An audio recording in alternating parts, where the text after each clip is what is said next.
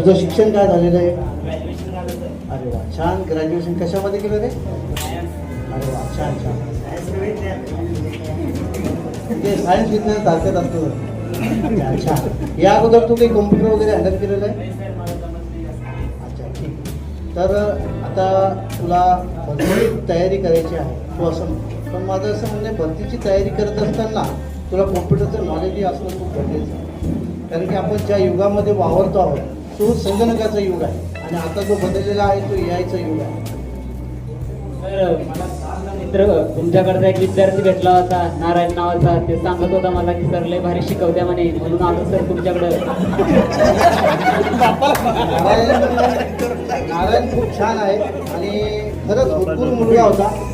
त्याकडे MSIT शिकत असताना त्यावेळेस डिजिटल स्किलचं त्याने नॉलेज घेतलं आणि नक्की सांगतो तुम्हाला आज तो इन्फोसिस कंपनीमध्ये काम करत आहे आणि नेहमी कौतुकास्पद असतं माझ्यासाठी का माझ्या सेंटरमधून तो शिकलेला आहे.